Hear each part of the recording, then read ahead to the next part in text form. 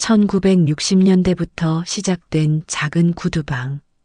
세월의 흔적이 고스란히 묻어나는 이곳에서 정호는 오늘도 묵묵히 망치질을 하고 있었다. 똑똑똑. 리듬감 있게 울리는 망치 소리가 좁은 골목길에 메아리 쳤다. 정호의 손은 60년이 넘는 세월 동안 수없이 많은 구두를 만져왔다. 그 손에는 가죽의 결과 실의 굵기, 못의 각도까지 모든 것이 체화되어 있었다. 아버지, 또 그러고 계세요? 큰아들 민수가 구두방 문을 열고 들어왔다. 정장 차림의 그는 아버지의 작업복 차림과 대조를 이뤘다. 남는 건 정직한 손맛뿐이야. 너도 어렸을 때는 알고 있었는데. 정호는 손을 멈추지 않고 말했다. 하지만 민수는 고개를 저었다. 아버지, 지금이 어느 시대인데요? 온라인으로 구두 주문하는 시대라고요. 이런 식으로는 장사가 안 돼요. 시대가 바뀐다고 사람 마음까지 바뀌는 건 아니야. 좋은 것은 언제나 좋은 법이지. 정호의 목소리에는 흔들림이 없었다. 하지만 민수는 답답하다는 표정을 감추지 않았다. 그런 고집이 뭐가 좋다고. 막내한테도 같은 소리 하시면서 애를 대학까지 보내놓고는 성실하게 살아라. 그게 내가 너희에게 줄 수 있는 전부다. 민수가 나간 후 구두방은 다시 고요해졌다. 정호는 벽 한쪽에 정성스럽게 진열된 구두 한 켤레를 바라보았다. 다른 구두들과는 확연히 다른 품격이 느껴지는 그 구두는 정호가 직접 만든 작품이었다. 내 마지막 걸작. 정호는 그 구두를 쓰다듬으며 중얼거렸다. 최고급 이탈리아 가죽으로 만든 그 구두에는 정호의 60년 기술이 모두 담겨 있었다.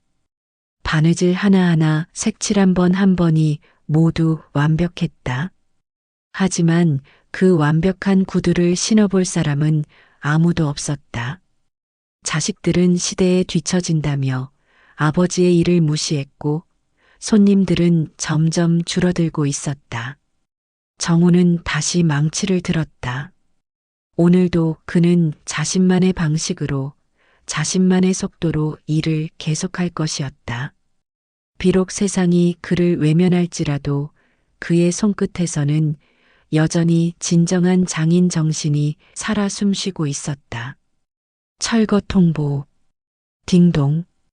구두방 문에 달린 작은 방울이 울렸다.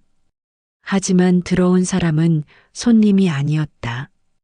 구청 직원으로 보이는 젊은 남자가 공문서, 봉투를 들고 서 있었다. 죄송합니다. 혹시 이 건물 소유주이신가요? 그렇소. 무슨 일인가? 정호는 손에 묻은 가죽 염료를 닦으며 일어났다.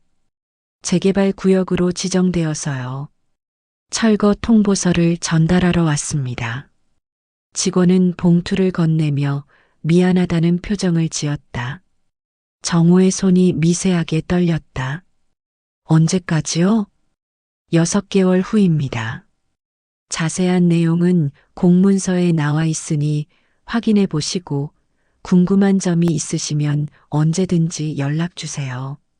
직원이 나간 후 정호는 한참 동안 그 자리에 서 있었다. 60년 넘게 지켜온 이 작은 공간이 사라진다는 사실이 실감나지 않았다. 아버지, 작은 딸 수진이 구두방으로 들어왔다. 재개발 얘기 들었어요. 괜찮으세요? 정호는 고개를 끄덕였지만 눈가가 붉어져 있었다. 그는 낡은 간판을 천천히 어루만졌다. 정호 구두방이라고 쓰인 나무 간판은 세월의 무게만큼 빛이 발해 있었다. 이 간판도 내가 직접 만든 거야. 정호는 눈물을 삼키며 말했다. 이 작은 구두방에는 그의 인생이 고스란히 담겨 있었다. 한 달 후 뜻밖의 소식이 들려왔다. 아버지, 큰일 났어요. 민수가 흥분한 목소리로 달려왔다. 문화재청에서 연락이 왔어요. 우리 구두방이 근대문화유산 잠정 목록에 등재됐다고 해요. 뭔 소리야? 60년 넘게 원형을 보존한 전통 구두방이라서 문화재적 가치가 있다는 거예요. 그래서 보상금이. 민수는 목소리를 낮췄다. 180억이에요. 180억 원. 정우는 말을 잃었다. 평생 구두 한 켤레씩 만들어 살아온 그에게는 상상할 수 없는 금액이었다. 정말인가? 서류 다 여기 있어요. 세금 떼고도 150억은 남을 거예요. 그날 밤 정우는 잠을 이루지 못했다. 갑작스럽게 찾아온 거대한 부에 대한 기쁨보다는 묘한 불안감이 더 컸다. 돈은 사람의 마음을 드러내는 거울이야. 정우는 어머니가 생전에 하셨던 말을 떠올렸다. 그는 결심했다. 이 돈의 존재를 아무에게도 알리지 않기로 했다. 자식들이 그리고 주변 사람들이 돈 때문에 변하는 모습을 보고 싶지 않았다. 정우는 마지막 걸작 구두를 바라보았다. 진짜 가치란 무엇인지 이제 그것을 시험해 볼 때가 온 것 같았다. 강남구 대치동 타워 팰리스. 정우는 고개를 뒤로 젖혀 하늘 높이 솟은 아파트를 올려다보았다. 30평생 좁은 골목 구두방에서만 살아온 그에게 이곳은 마치 다른 세상 같았다. 아버지. 민수가 현관문을 열며 당황스러운 표정을 지었다. 평소와 달리 정호는 낡은 작업복 대신 더욱 초라해 보이는 오래된 양복을 입고 있었다. 갑자기 왜 이렇게 들어가도 되겠나? 정호의 목소리는 평소보다 더 작았다. 민수는 주변을 둘러보고는 서둘러 아버지를 안으로 들였다. 거실에 들어선 정호는 화려한 인테리어에 압도되었다. 이탈리아산 소파, 프랑스제 샹들리에, 그리고 벽에 걸린 값비싼 그림들. 모든 것이 그의 작은 구두방과는 천지 차이였다. 앉으세요. 민수는 소파 끝자리를 가리켰다. 하지만 정우는 조심스럽게 의자 모서리에만 앉았다. 뭔 일이세요? 그게 말이야. 정우는 허리를 구부리며 아픈 척 연기했다. 허리가 많이 아파서 병원을 가야 할 것 같은데. 병원요? 어디가 아프신데요? 민수의 목소리에는 진심 어린 걱정보다는 귀찮음이 묻어났다. 디스크인 것 같아.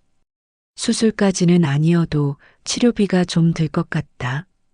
정우는 고개를 숙인 채 말했다. 이것은 연기였다. 그는 아들의 진짜 마음을 확인하고 싶었다. 민수는 잠시 침묵했다. 그리고는 핸드폰을 확인하며 말했다. 아버지, 요즘 경기가 정말 안 좋아요. 회사도 구조조정 얘기 나오고. 그래도 내가 대기업 임원이잖아. 임원이라고 다 똑같은 게 아니에요. 집값도 떨어지고 애들 학원비도 만만치 않고.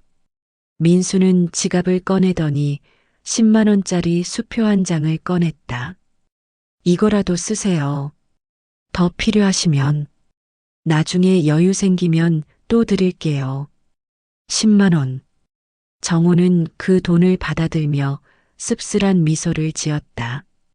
아들이 신고 있는 구두만 해도 100만 원은 넘어 보였다.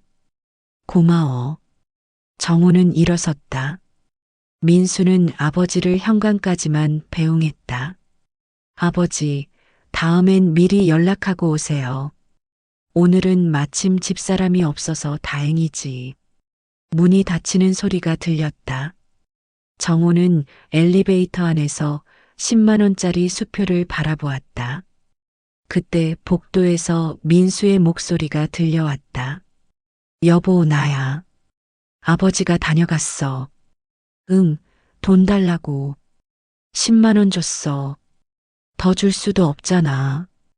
요즘 카드값도 밀렸는데. 전화 너머로 들리는 내용이 더 충격적이었다. 은행에서 또 연락 왔어? 대출 연장이 안 된다고? 아, 진짜. 이번 달 이자만 얼만데. 엘리베이터 문이 열렸다. 정우는 천천히 로비로 걸어 나갔다. 겉으로는 성공한 대기업 임원이지만 실상은 빚에 허덕이는 아들. 그 아들이 아버지에게 준 것은 고작 10만 원이었다. 정호는 주머니 속 10만 원을 만지작거리며 생각했다. 돈은 정말 사람의 마음을 드러내는 거울이구나. 어서 와, 아버지. 둘째 아들 창수는 분식집 앞치마를 두른 채 반갑게 인사했다. 하지만 그의 눈빛에는 어딘가 계산적인 면이 엿보였다. 바쁜데 갑자기 왜 오셨어요? 들어가요. 분식집 한쪽 테이블에 앉은 정호는 주변을 둘러보았다. 비록 작은 가게였지만 손님들이 꽤 많았다. 떡볶이와 김밥을 파는 소박한 장사였지만 나름대로 자리를 잡은 것 같았다. 장사 잘 되는구나. 그럭저럭이요. 아버지, 뭐 드실래요? 떡볶이라도. 됐다. 그보다 정우는 다시 허리를 붙잡으며 아픈 척했다. 허리가 많이 안 좋아져서 병원에 가야 할 것 같은데. 창수의 표정이 순간 굳어졌다. 병원요? 얼마나 드는데요? 많이는 안 들겠지만 치료비며 약값이며. 정우는 말을 흐렸다. 창수는 잠시 생각하더니 냉정하게 말했다. 아버지, 저도 먹고 살기 힘들어요. 이 가게 월세만 해도 200만 원인데 요즘 물가는 오르고 손님은 줄어들고. 그래도 내가 제일 성실하게 살고 있잖아. 성실하다고 돈이 저절로 생기나요? 형은 대기업 다니니까 형한테 얘기해 보세요. 창수의 목소리는 점점 차갑게 변했다. 솔직히 말씀드릴게요. 아버지 구두방 때문에 저희가 얼마나 창피했는지 아세요? 친구들이 너희 아버지 아직도 구두 깁는다고 놀릴 때마다. 차라리 일찍 문 닫으셨으면 좋았을걸. 정우는 가슴이 먹먹했다.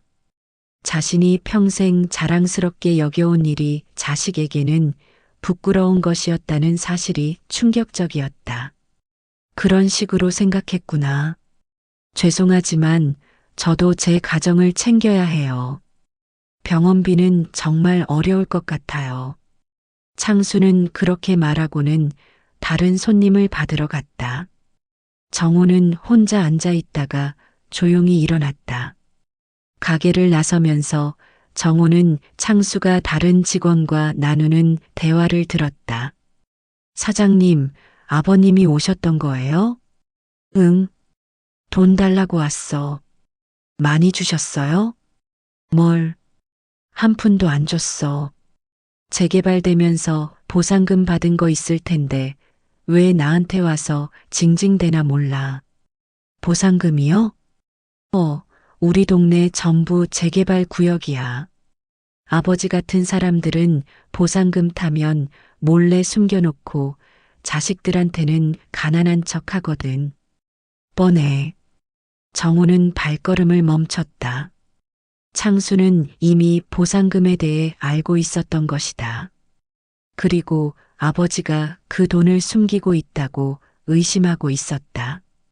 그래서 안 준 거야. 어차피 돈 있으면서 왜 나한테 와서 연극질이나 하고. 정우는 더 이상 듣고 있을 수 없어 그 자리를 떠났다. 길을 걸으며 정우는 생각했다. 창수는 단순히 돈이 없어서 거절한 것이 아니었다. 아버지를 의심하고 심지어는 거짓말쟁이라고 여기고 있었다. 그것이 더 마음 아팠다. 자신을 부끄러워하는 것도 모자라 이제는 거짓말쟁이로까지 생각하고 있었다. 둘째도 마찬가지구나. 돈 앞에서는 모두가 달라지는 거야. 원룸 건물 3층. 정우는 좁은 계단을 오르며 숨을 고르고 있었다. 막내 아들 준수가 사는 곳이었다. 첫째, 둘째와 달리 이곳은 초라했다. 복도에는 곰팡이 냄새가 났고 형광등이 깜빡거리고 있었다. 똑똑똑. 누구세요? 문 너머로 들리는 준수의 목소리는 힘이 없었다. 나다, 준수야. 아버지. 문이 열리자 준수가 나타났다. 한 달 만에 본 아들은 많이 야위어 있었다. 수염을 깎지 않아 거칠어 보였고 옷도 구겨져 있었다. 아버지. 갑자기 왜? 준수는 당황하며 방을 돌아보았다. 작은 원룸에는 라면, 봉지와 빈 소주병들이 여기저기 놓여 있었다. 정리가 안 되어서. 잠깐만요. 준수는 서둘러 쓰레기들을 치우기 시작했다. 하지만 정우는 아들의 손을 잡았다. 됐다. 그냥 앉자. 좁은 방에서 아버지와 아들이 마주 앉았다. 준수의 눈가가 벌써 붉어지고 있었다. 아버지, 죄송해요. 이런 곳에서. 괜찮다. 그보다 너는 어떻게 지내고 있나? 그냥. 뭐? 알바 찾고 있어요. 준수의 목소리는 떨리고 있었다. 공장에서 해고된 후 벌써 3개월째 실직 상태였다. 정우는 다시 허리를 짚으며 아픈 척했다. 사실은 허리가 많이 안 좋아서 병원을 가야 할 것 같다. 병원요? 준수의 눈에서 눈물이 흘러내렸다. 아버지, 제가 이런 신세라서 아무것도 해드릴 수 없어서. 괜찮다. 별일 아니야. 아니에요. 형들은 잘 살고 있는데 저만 이런 꼴이라서 아버지한테 짐만 되고. 준수는 울음을 터뜨렸다. 정우의 가슴이 먹먹했다. 다른 아들들과 달리 준수는 자신의 처지를 한탄하면서도 아버지를 걱정하고 있었다. 돈은 제가 어떻게든 마련하겠습니다. 준수는 눈물을 닦으며 일어나 작은 서랍을 열었다. 그리고 낡은 적금 통장 하나를 꺼냈다. 이거 별로 안 되지만. 통장을 펼쳐보니 잔액은 48만 원이었다. 매달 5만 원씩 차근차근 모은 돈이었다. 준수야, 이건. 아버지, 받으세요. 저는 젊으니까 얼마든지 또 벌 수 있어요. 하지만 아버지 몸은 돌이킬 수 없잖아요. 준수는 통장을 아버지 손에 꽉 쥐어주었다. 제발 병원 가세요. 더 아프기 전에. 정우는 그 작은 통장을 받아들었다. 48만 원. 첫째가 준 10만 원, 둘째가 한 푼도 주지 않은 것에 비하면 가장 큰 금액이었다. 하지만 금액의 문제가 아니었다. 준수는 자신이 어려운 상황에서도 아버지를 위해 전 재산을 내놓았다. 그 마음이 소중했다. 고맙다, 준수야. 정우는 아들의 어깨를 토닥였다. 아버지도 건강해야 하고 너도 힘내야 한다. 알겠나? 네. 아버지. 그날 밤 정우는 48만 원짜리 적금 통장을 들여다보았다. 이 통장에는 준수의 진심이 고스란히 담겨 있었다. 가진 게 없어도 나눌 줄 아는 마음, 그것이 진짜 부였다. 이 아이만큼은 다르구나. 정우는 처음으로 마음이 따뜻해졌다.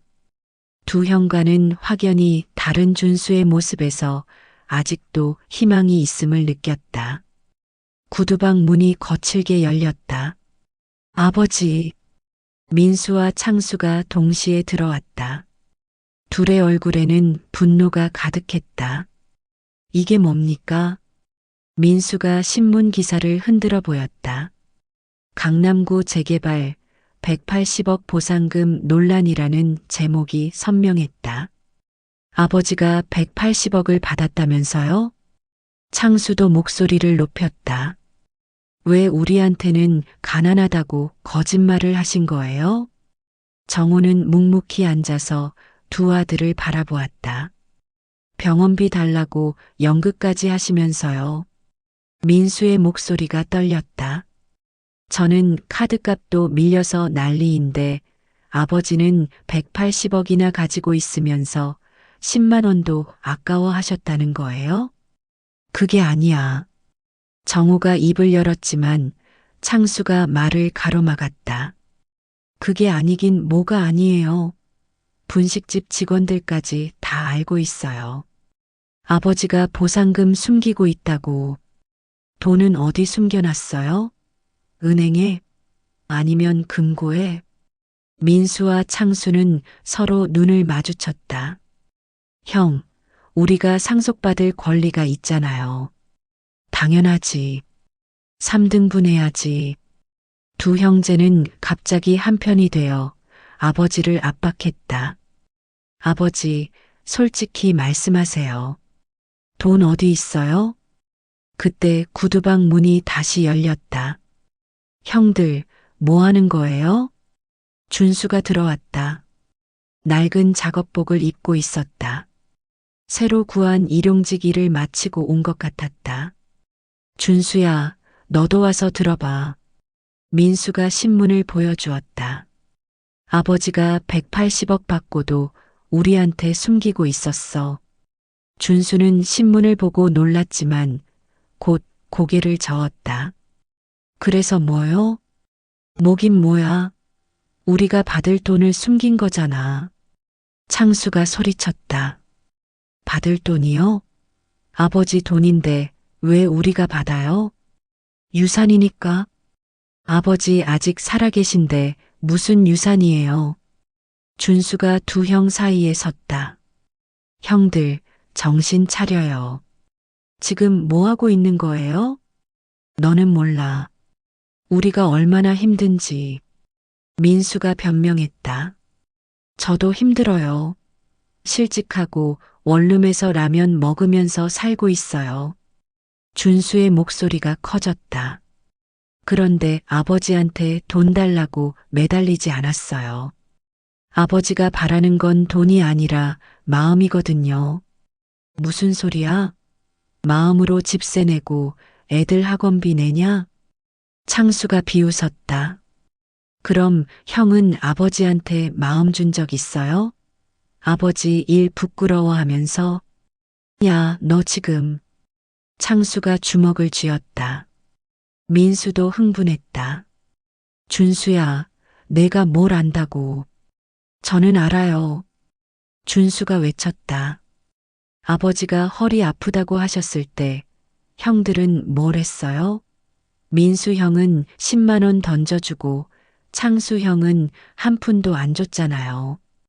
그건 아버지는 우리 마음을 보고 싶으셨던 거예요. 180억이 있어도 자식들이 진짜 자기를 걱정하는지 확인하고 싶으셨던 거라고요. 순간 구두방이 조용해졌다. 정호는 새 아들을 바라보았다.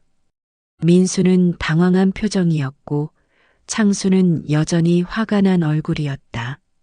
준수만이 눈물을 글썽이며 아버지를 바라보고 있었다. 준수 말이 맞다. 정호가 입을 열었다. 나는 너희들의 진짜 마음을 보고 싶었다. 그리고 이제 다 봤다. 정호는 천천히 일어나 벽에 걸린 구두를 내려다보았다. 그의 마지막 걸작이었다. 이제 결정할 때가 왔구나. 정호는 벽에 걸린 구두를 조심스럽게 내렸다.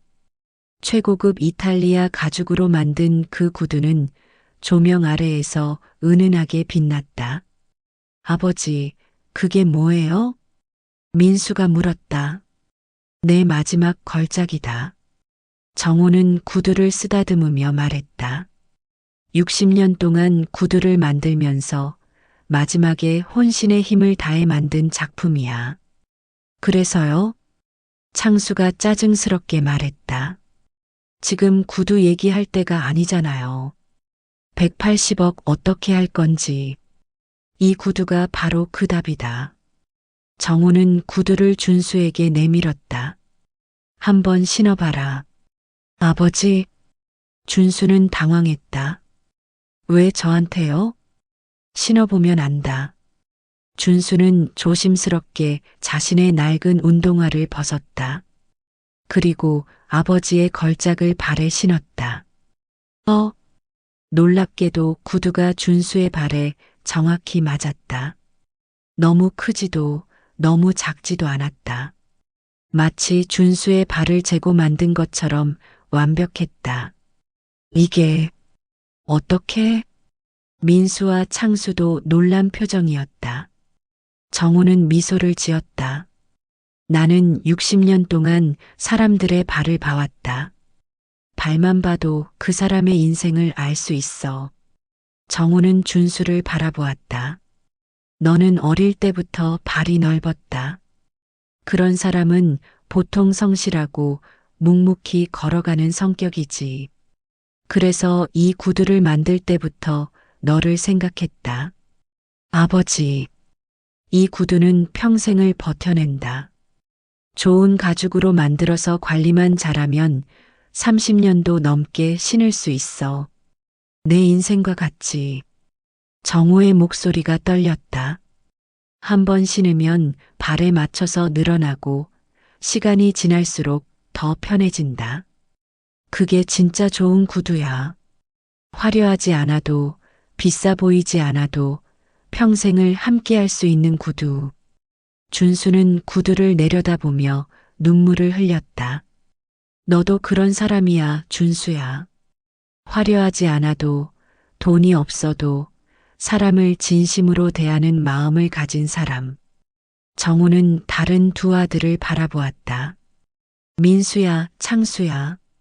너희들은 내가 병원비 달라고 했을 때 뭘 생각했나? 그건 너희들은 돈만 생각했어. 얼마나 줄지, 손해는 아닐지, 나중에 더 달라고 하면 어떻게 할지. 정호의 목소리가 단호해졌다. 하지만 준수는 달랐다. 자기가 어려운데도 전 재산을 내놨어. 48만 원이 전부였는데도 말이야. 민수와 창수는 고개를 숙였다. 내가 180억을 받은 건 맞다. 하지만 그 돈이 누구 것인지는 내가 정한다. 정우는 준수의 손을 잡았다. 내 마음을 알아준 건 너뿐이다. 그러니까 이 모든 재산은 너에게 준다. 아버지, 민수와 창수가 동시에 소리쳤다. 그럴 수는 없어요. 법적으로도 우리가 상속받을 권리가. 정우가 웃었다. 내가 살아있는데 무슨 상속이야? 이건 내 돈이고 내가 주고 싶은 사람에게 주는 거다. 정우는 준수를 바라보았다. 준수야, 이 돈으로 새로운 시작을 해라. 그리고 기억해라. 돈은 사람의 마음을 드러내는 거울이라는 걸. 준수는 아버지의 손을 꽉 잡았다. 아버지, 감사합니다. 구두방에는 정적이 흘렸다. 정호의 마지막 걸작을 신은 준수가 그곳에 서 있었고 그 구두는 마치 평생을 함께할 동반자처럼 그의 발에 완벽하게 맞아 있었다. 3년 후, 형님들, 이쪽으로 와주세요. 준수의 목소리가 작은 구두방에 울렸다. 민수와 창수가 조심스럽게 들어왔다.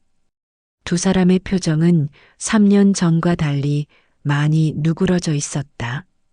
아버지, 정말 가신 거구나. 민수의 목소리가 떨렸다. 정호는 일주일 전 조용히 세상을 떠났다. 마지막까지 구두방에서 일하다가 잠든 것처럼 평화로운 임종이었다. 처음에는 분노했었다. 민수와 창수는 아버지의 결정을 받아들일 수 없어 몇 달간 준수와 연락을 끊고 살았다. 하지만 시간이 지나면서 점점 후회가 밀려왔다. 내가 정말 잘못했어. 창수가 먼저 무릎을 꿇었다. 아버지가 평생 자랑스럽게 여기던 일을 부끄럽다고 했고 돈만 생각했어. 정말 못된 아들이었어. 민수도 눈물을 흘렸다. 나도 아버지 허리 아프다고 하셨을 때 진짜 걱정보다는 체면만 생각했어. 10만 원 던져주고는 잘했다고 생각했고, 형님들, 준수는 두 형을 일으켜 세웠다. 이제 됐어요. 아버지도 이해하실 거예요. 세 형제는 구두방 한가운데 서서 아버지가 남긴 작업대를 바라보았다. 낡은 망치, 송곳, 그리고 가죽 조각들이 그대로 남아 있었다. 민수가 망치를 조심스럽게 들어 올렸다. 이 망치로 아버지가 60년 동안, 수없이 많은 구두를 만드셨지. 창수는 벽에 걸린 사진을 보았다. 젊은 시절의 정호가 구두를 만들고 있는 모습이었다. 준수야, 아버지 말씀이 맞았어. 민수가 말했다. 아버지가 남긴 건 돈이 아니라 진심을 가르쳐 준 마음이었어. 그래. 우리가 너무 늦게 깨달았지만 창수가 준수의 손을 잡았다. 미안해. 형으로서 너무 못났어. 형님들 정말 괜찮아요. 준수는 두 형을 안았다. 이제부터라도 진짜 형제처럼 지내요. 6개월 후 구두방이 새로 단장되었다. 하지만 옛날의 정겨운 분위기는 그대로 유지되어 있었다. 간판도 새로 만들었다. 정호 구두방 마이너스 무료 수선이라고 쓰여 있었다. 어서 오세요. 준수는 할아버지 손을 잡고 온 아이에게 인사했다. 구두가 어디 불편하신가요?